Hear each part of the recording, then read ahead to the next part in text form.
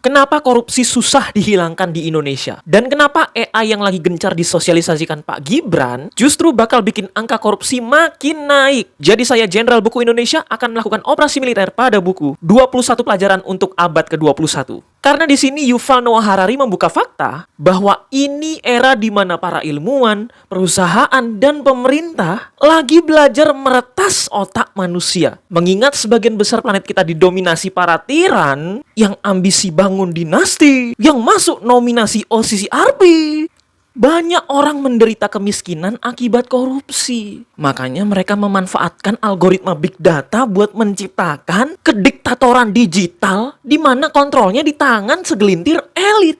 Jadi udah pastikah kita disuruh bikin AI untuk pembangunan? Ya enggak, bisa jadi untuk kepentingan politik oligarki itu. Kita ambil contoh konkret aja. Kalau di sosmed ada yang ngomong, nggak usah lah ngeritik korupsi pemerintah. Yang ngeritik itu cuma nggak kebagian jatah. Hampir bisa dipastikan orang yang ngomong itu buzzer. Karena itu opini yang keluar cuma dari otak koruptor. Buktinya nih, kalau ada kasus pencabulan santri, nggak wajar untuk bilang, nggak usah lah ngebela korban, kalian cuma nggak kebagian jatah.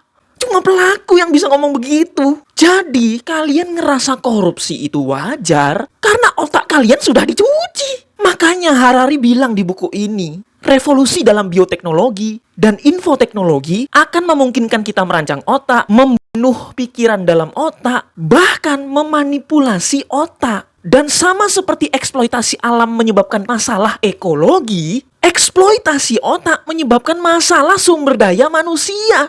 Karena bahkan dengan AI, kita dipecah dengan polarisasi antara yang membenci korupsi dan yang mewajarkan korupsi. Dulu korupsi menjalar dari senior di kantor yang ngajarin diem-diem, sekarang terang-terangan di sosial media. Bahkan yang dinobatkan pemimpin terkorup pun masih dipuja-puja.